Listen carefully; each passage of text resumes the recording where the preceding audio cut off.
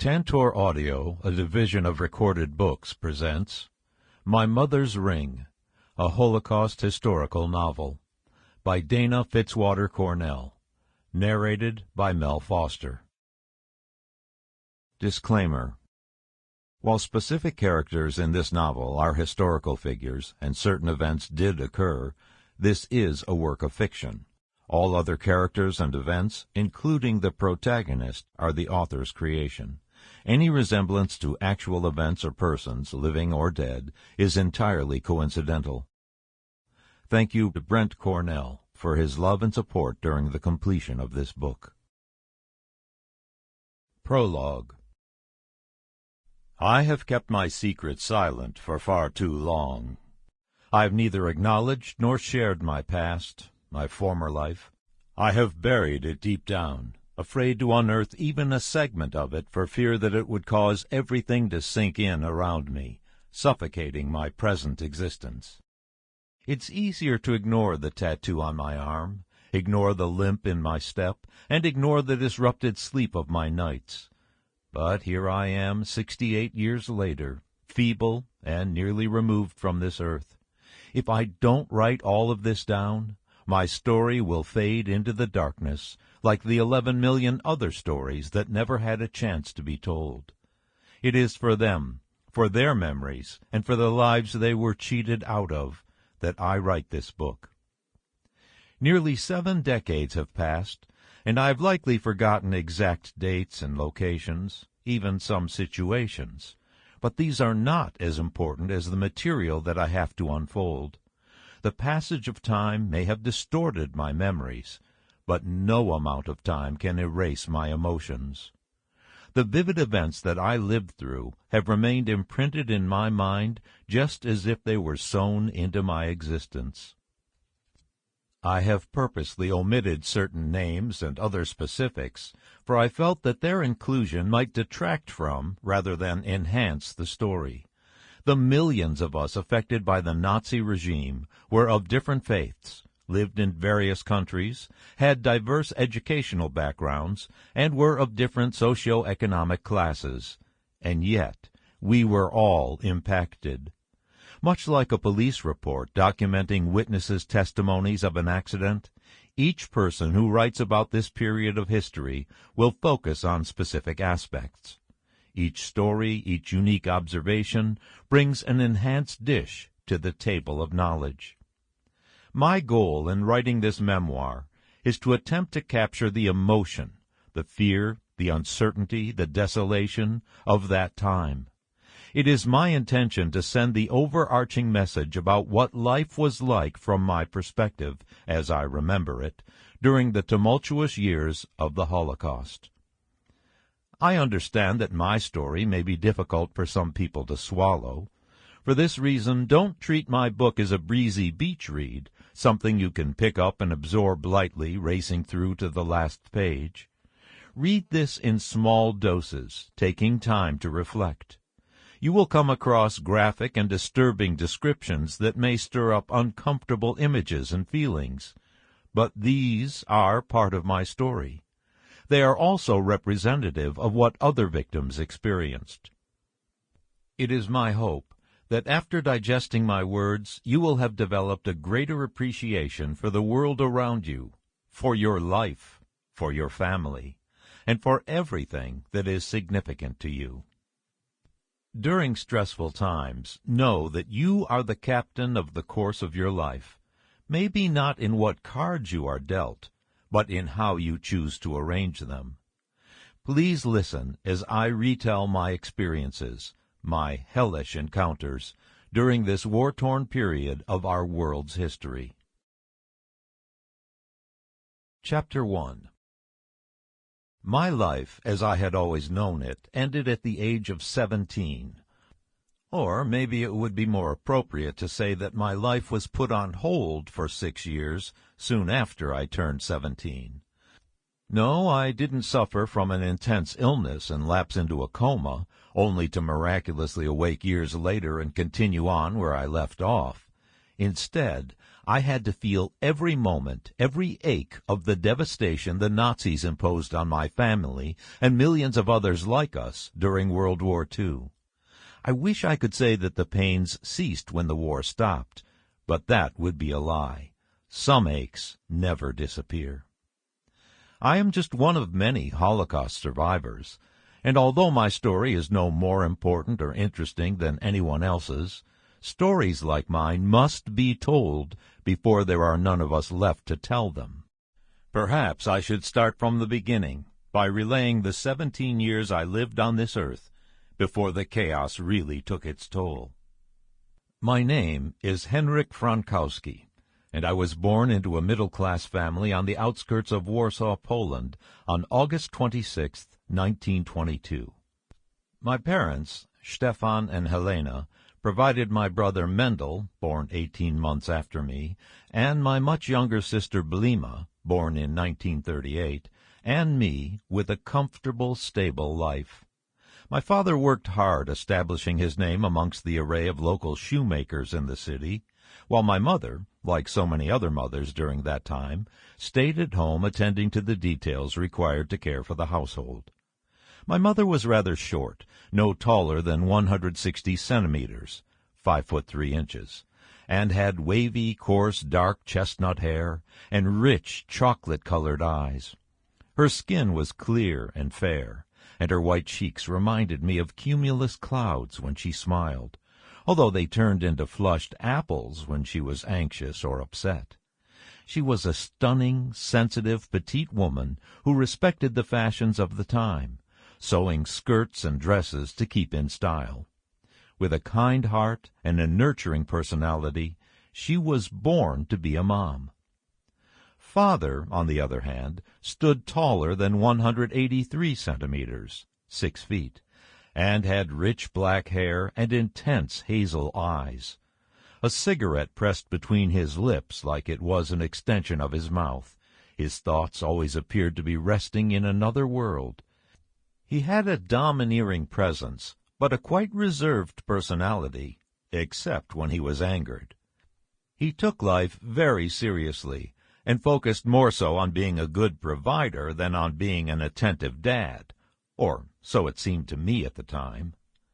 We lived in a fairly old neighborhood, in what I believed to be one of the most marvelous cities in the world, which was always animatedly alive with the happy shrieks of clusters of children playing in the alleyways. Our apartment was reasonably sized, not what I would describe as large, but it was sufficient to meet our needs. Located on the ground floor of a 4-story apartment building, it consisted of 3 bedrooms, a small kitchen and attached dining room, and a perfectly proportioned living-lounging area. Our home was adequately furnished, mostly with various hardwood pieces. Our prized kitchen table, a wedding gift from one of my father's wealthy friends, was made from beautiful reddish-brown mahogany. My mother was fond of spending every Sunday afternoon leisurely rubbing oils into the wood to make it shine. The other chore she reserved for Sundays was cleaning laundry. Up until I reached my school-aged years, this was my favorite activity to help her with. She would sing fragments of happy tunes as she went about her work, teaching me how to hum and sing along, so that together we filled the air with our joyous music. After she finished scrubbing each garment thoroughly with a bar of thick, creamy soap, checking for stains, she would pile them all together into a well-used wicker basket. Once the basket was overflowing, she would lift it from its resting place, cueing me to stand up from my stool next to the sink and follow her outside. She would hand me a paper bag full of rounded clothespins, and after she smoothed out each individual garment and positioned it on the clothesline, my important job was to slip the clothespins into place. It seems rather silly, thinking back, that this simple task provided me with so much joy. It made me feel as though I had a sense of purpose, that I was helping my mother with her duties, and that for the first time I had something of value to offer to another person. Once a month, she would wash the handmade, half-length linen curtains that adorned every window. There must have been at least a dozen of them. On these occasions, Mother's Sunday chores took well into the evening. I treasured these days the most because it meant additional time assisting my mother with the cleaning of the charming window furnishings I found so fascinating. I recall how the curtains floated in and out, sometimes even fluttering out to the sides like nimble ballerinas on windy days. The unpredictable rhythm of their dancing soothed my spirit. I'd oftentimes sit on the floor with my legs stretched out in front of me, staring up at the windows as people walked by, watching as the linens danced, entirely entranced. Through these windows, the heavenly sweet smells of my mother's daily baking drifted outside, so that even before Mendel and I opened the door, we knew what we would be having for dinner and dessert. Sometimes I thought maybe she cooled her tarts close to the kitchen window just to tantalize our senses so much so that my brother and I would be lured inside of our own accord, thereby willingly capping off our evening outdoor playtime without a fuss. It worked so well that our friends were known to follow us inside to share in the pleasure of enjoying Mother's delicacies. There was always something baking in the oven. Rye breads, pastries, and meat dishes were her specialty. Just as most children would describe their childhood as being carefree, so would I. I would even go so far as to refer to that time as idyllic. To me, Warsaw was a city of endless pockets of magic. I didn't fully appreciate the intrinsic beauty of the historic architecture until I was an adolescent. But as a young boy, my imagination told me that the cathedrals, churches, and synagogues were palaces in which kings and princesses resided. Every time I walked past one of these magnificent structures, I would inch up to it and then lean my head all the way back, looking up to the pinnacle of the roof. The palaces would seem to rise up to greet the clouds. I would then close my eyes and pretend I was a knight ready to save a distraught princess. Sometimes I would stand there for hours, always hoping that a princess would appear and cry out to me, fulfilling my fantasy. When I returned home at night, my mother would ask me where I had been that afternoon, but I would never tell her about my journeys to the palaces. I always had a detailed, prepared excuse to offer her, usually involving visiting my friends or sitting on the sidewalk across from a coffee house, listening to the clanging of china, adult gossip, and accordion music. She'd smile at me like she knew I was hiding something, but she never made me unlock my chest of secrets. My mother, like mothers tend to do, somehow discovered my fascination with fairy tales, because the first time I brought home a report card full of high marks, she took me to see a real palace. "When you excel, you get rewarded," she told me. And so we visited the royal castle in the Old Town area of Warsaw. She explained to me how, although the president now lived there, monarchs used to reside in it. The grand clock tower stood far taller than the rest of the immense building, and was what I was most fond of. Making our way around the building, Mother pointed out the gorgeous architecture, which she said was influenced by several different architects, each with their own style. The breathtaking structure was enormous, and the rows of windows housed in its walls seemed to go on forever. After seeing it, my imagination was fueled even further. I did have a handful of close-knit friends, but I never invited them on my superhero-themed excursions. Instead, the humble gang of us would spend the majority of our time together riding our corroded bicycles around the cobblestone roads, thudding over every cobble. Along a fairly secluded road, there was a stretch of huge stones covering a path close to 100 meters long.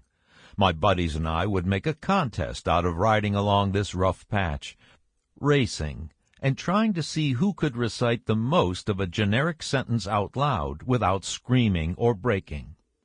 Admittedly, though I enjoyed it, I was never very good at this game. Twice I backed out before I started, and once I toppled off my bike, scraping my knee and bruising my elbow. Perhaps for this reason, I spent a majority of my childhood alone, lost in a fantasy world.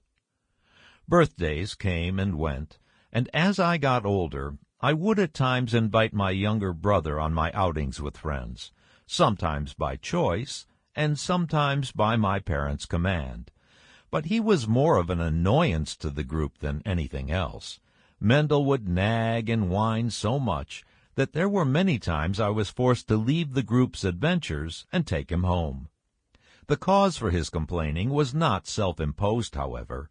My friends and I would play tricks on him, such as pretending we were talking out loud to each other and then calling him deaf when he didn't know what we were saying. We'd move our lips and gesture wildly so it looked like we were actually involved in interesting conversation, and then laugh and laugh when Mendel would pull and shake his ears. He would get a terrified look on his face and demand he could really hear. We also made fun of the rust-colored birthmark on his left cheek, which looked like a clover. Mocking him, we'd call him Shamrock, as we threw freshly plucked clovers at him. Ultimately, these tricks would end in him breaking down in a mess of tears, crying for Mother. When you're in your pre-teenage years, you do what you can to fit in with your peers, and I felt that his misery was worth it if it meant keeping me in my current social circle and standing. Looking back, however, I feel pangs of guilt for my immature acts. My behavior was regrettable. While I don't have many early memories of Blima, I do recall the day she was born. It was a rainy July morning when the midwife delivered her in my parents' bedroom. Father was at his shop at the time. A plump woman who lived above us assisted with the birthing process. She stood at Mother's bedside, holding a tub of warm water, mopping her forehead as Mother gave birth to an almost lifeless child. I wasn't allowed to be in the room, so I watched my mother sweating and screaming by peeking in her window until the ordeal frightened me. I remember how Blima had colic so severe that Mendel and I would stuff toilet tissue into our ears at night to muffle her unceasing, heartbreaking sounds. I can picture her sweet, plump pink cheeks and her dark amber hair. Aside from her crying, she was handsome, just like a perfectly stitched doll. If only our innocent lives could have stayed that way. Chapter 2. My mother and I had a very close bond, a deep connection to each other that has remained unparalleled throughout my life. One of my first recollections is of her rocking me on her knee, calling me her little angel. I was never told what my first word was, but I would like to think that it was Mama. A love like the love she conveyed to me must be rare. Every day after school she'd be standing at the door of our apartment, waiting for Mendel and me to return home. Mendel would rush into the kitchen to consume a still warm, freshly baked pastry, while I would run up to my mother, my dearest friend, to tell her every small detail since we'd parted that morning. We'd wander outside, walking once, twice if I was lucky, around the street, as we talked about both mundane and interesting topics. We mostly spoke in Polish, with only rare instances when we spoke in Yiddish. She gently nudged me to elaborate so that she could understand my feelings about certain issues from time to time, always expressing interest in the current events shaping my life. As we walked, she tended to mindlessly move her wedding band from side to side as it remained on her finger, revealing a narrow path of worn-away skin. Twisting her ring as we talked, she never seemed to be completely at ease, even though her face remained relaxed. Many people have nervous tics, something they automatically do when worried, and so I let her keep hers without asking questions that might make her feel uncomfortable. Years later I came to understand the root of her uneasiness, as I'll explain later. On a dreary, overcast afternoon, when a storm was brewing just to the south, Mother walked slower than usual, despite the impending tumultuous weather. The wind billowed rapidly, as growls of thunder became more distinct. She slowed her pace even further, and I looked over at her, noticing that she was lost in thought, stroking her ring with affection, her eyes watery. She followed my eyes to her right hand. In accordance with Polish tradition, she wore her ring on her right hand, breathed in deeply, and smiled shyly. "I almost didn't get one of these," she told me. "Your father was too poor to afford a wedding ring. But we were young and impatient. We wanted to get married right away. Do you know what I did? I went to the jeweler without him knowing and picked out and paid for this ring. Your father was so embarrassed that he wanted to march me right back to the jewelry store to return my ring. After I convinced him that this was a ridiculous suggestion, he relented.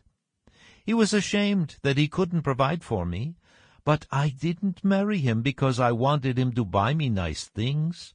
I married him because I love him. I hope you can find that kind of love one day, too." As streams of rain began to mix in with Mother's tears, I nodded my head in agreement, continuing to gaze at her wet ring like it was the first time I had seen it. It wasn't much to look at, actually, just a simple, fairly small gauge gold band with a slight sheen to it. But to her, it meant the start of a joined life with my father. It was a symbol of her commitment to him, and it was the only piece of jewelry she ever wore.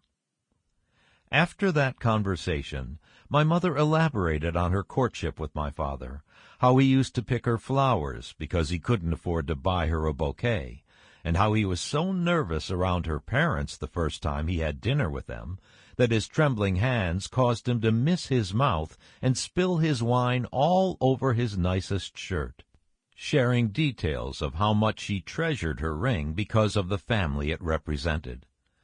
I never fully understood why she placed so much value on a small gilded circle until later in life. Chapter 3. My father, on the other hand, was more reserved. Conversing with him about any topic deeper than superficial issues proved to be a delicate task. From what I gather, he was brought up in an impoverished home in the countryside, the only child of uneducated peasants. His days were spent raising and slaughtering goats for both consumption and for profit. This was the family's sole livelihood. Details of his childhood remain hidden, since he refused to discuss his past in any amount of detail. I assume he wasn't raised in a happy or a supportive household. He met my mother before his 21st birthday, when he was on a trip to the city selling his butchered livestock. As the story goes, he confidently walked up to her, kissed her hand, and told her, "I'm going to make you my wife one day." And he did. After their romance blossomed, much to the chagrin of his parents, whom I never met, he apprenticed with a shoemaker, and then worked furiously to excel at the trade.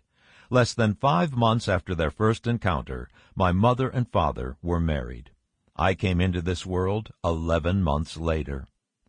Although my father was introverted and reticent, spending most of his time at his workshop downtown, I do have several meaningful childhood memories involving him.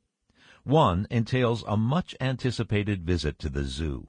I must have been about 12 years old at the time. Out of the blue, Father announced the upcoming outing one evening. He briefly extracted the cigarette from his mouth to call my brother and me to gather around him. Perplexed, we joined him at the table. "How would you like to see giant animals up close right in front of your noses?" he asked, as a cloud of smoke swirled around us. Mendel and I expressed our strong desire to see them, and so Father told us a month from then he would take us to see all of the amazing animals at the Warsaw Zoo. He then replaced his cigarette into his mouth, letting it dangle from his bottom lip, pleased with our response and with himself for initiating such an unexpected field trip, and walked back to the bathroom to wash up for dinner. Over the next month, Mendel and I grew increasingly enthusiastic about our planned outing. 30 days is a lifetime to a child. Why Father made us wait for so long, I don't know. Perhaps he wanted to bask in our youthful, innocent anticipation. Every day we built up the story about what types of animals we might see, so that by the time the appointed day arrived, we were convinced that we'd see dinosaurs and dragons. Even before sunrise on the morning of the big day, Mendel and I were brimming with so much excitement that we paced the kitchen like wildcats until my father finished with his bath. Circling around the table, we were giddy with enthusiasm. Mother insisted she pack take-along lunches for us, but my father wouldn't hear of it. It was our superb adventure, and he would treat us to lunch at a restaurant, and that was that. I wore a new pair of leather shoes that had a strap connected to a knobby button that my father had fashioned for me just for the occasion. Mendel wore a new woolen cap. My father proudly funneled us out the door as my mother smiled, coolly shaking her head at us, telling us to behave and to have fun. We took the local trolley, a rather bulky vehicle with a metal frame and rows of open seats. As we stepped onto the trolley, I felt a sense of pride, as if the vehicle was my own private ride.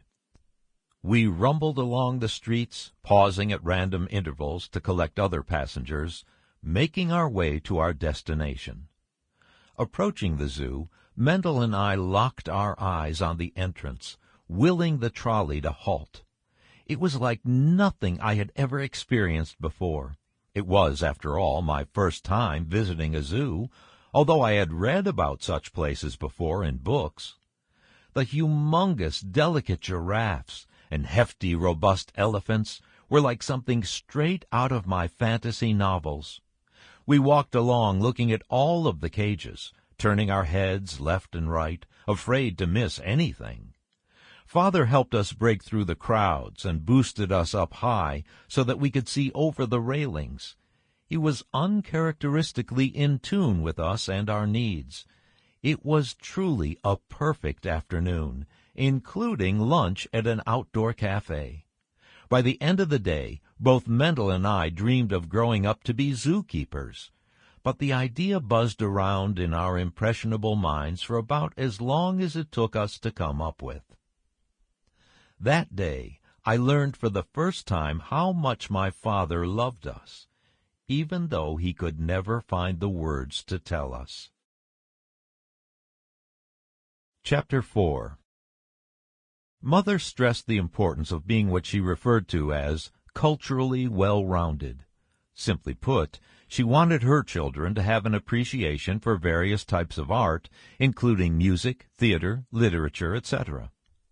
She made sure we routinely explored the artistic exhibitions housed in museums, such as the Natural Museum and the Ethnographic Museum.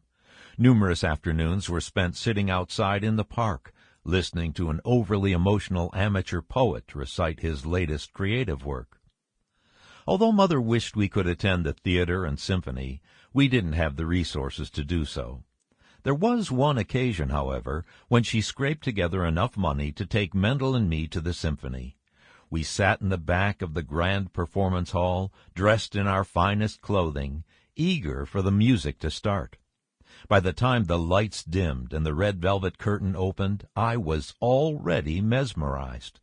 The sparkling of jewels and the floral aroma of perfume tingled my senses as wealthy couples walked past me to find their seats in the front of the room. The diverse sounds of the instruments blended together harmoniously, hypnotizing me. I also remember the time when my mother went so far as to convince the local newspaper editor to give our family a tour of the publishing building, just so we could see how the printed media was produced. Even though I became queasy because of the strong smell of fresh ink, and even though we could barely hear our tour guide because of the... Sample complete. Ready to continue?